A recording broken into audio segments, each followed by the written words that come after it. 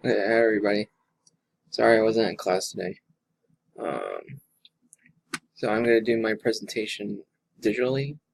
I'm going to use my webcam and Zuction post this. So hopefully it goes through fine. Um, so for my presentation, or my website, and what I like about design, you can see it's a lot of 1930s Art Deco architecture. I chose the Empire State Building and the Eastern Columbia Building,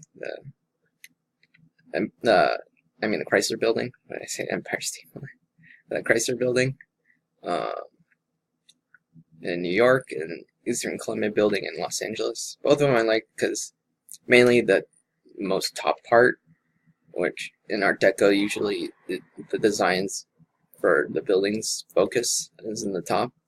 Like the standard floor design is just pretty much your standard square, maybe a little bit ornate trim. Very symmetrical on all sides, and it's like a cake pretty much. It just builds up and up and up, like a layered effect.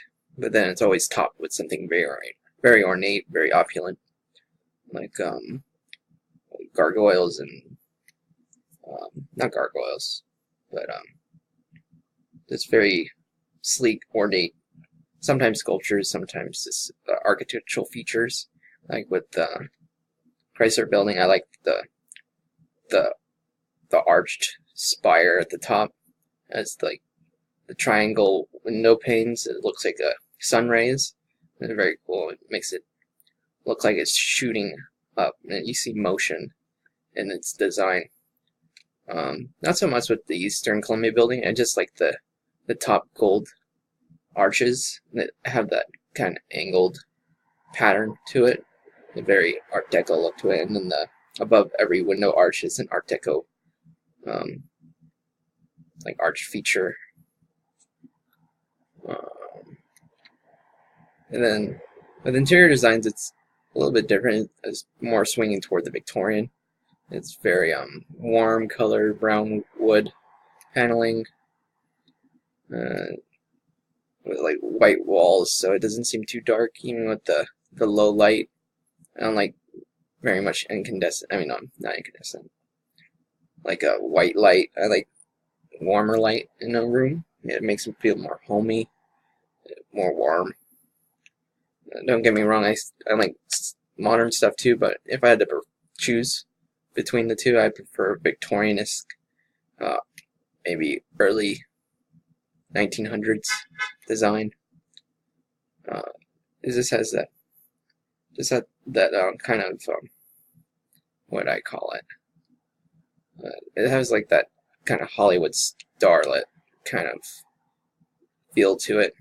That Hollywood glamour, I guess, is a better term for it. There's something about it. It feels rich, even though it's not too over the top.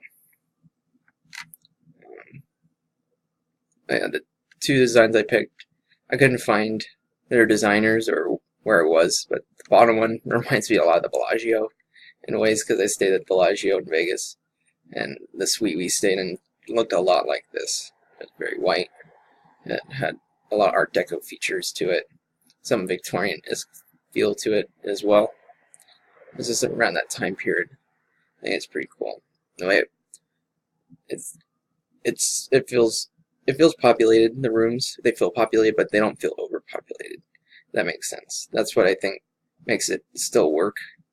Like when people think Victorian, they think there's stuff everywhere, but it's not necessarily true. Fashion, no, I like suits. Just plain and simple. I like three-piece suits. I like twill suits. I like double-breasted suits. Fedoras on top. It could be a fedora. It could just be your standard wicker top hat, or anything like that. Not a ball cap. You never wear a ball cap with a suit. And an overcoat. That's always so cool. But I think with suits, and even like women's suits for for the work industry, or for formal events, I guess you could say, it just makes the person look more organized and well kept. Not so much as like designs today. It's more relaxed. And back then, people really worried about the image they gave off to the degree that they would wear that kind of stuff, even in 90-degree weather. Yeah, it just has that sleek, clean cut. I don't know if that's sleek, but it looks very respectable, I guess. And it's like the look of it. If I had the choice, I would wear a suit every day, even though most people that know me know that I don't do that. I go the traditional route just mainly because I would look weird if I walked around in a suit all the time. People today will think it was weird, in my opinion. The dresses, I don't wear dresses, but I prefer the dresses from back then to now. It's more flowy and a lot more pattern to it. I just think they look nicer with the pattern and nice subdued colors. Subdued, maybe like in the 50s where it was more of a not turquoise, bubbly colors, I guess, like bubblegum colors, I guess. And graphic design, and keep it simple.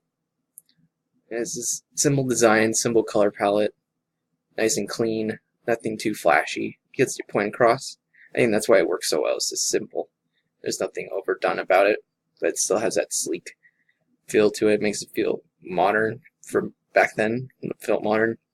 And clean typeface. It's easy to read, easy to get the point across.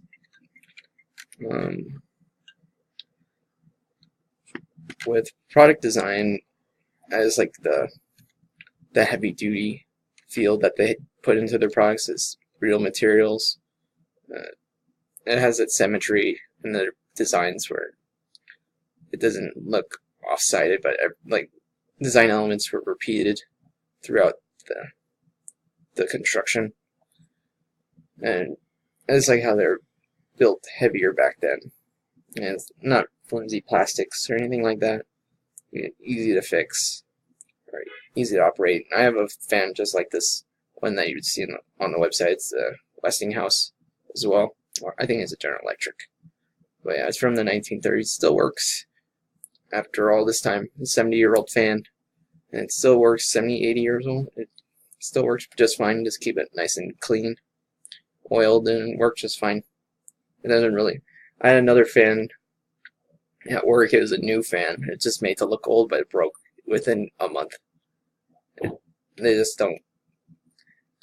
Like I said on my website, things aren't made like they used to. I wish they were. I guess that's pretty much it.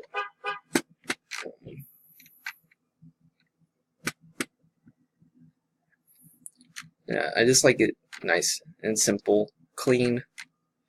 I guess I'm just old-fashioned. Thank you, Ingrid, for letting me do my presentation this way. Hopefully this was good enough, and I'll see you in class next week.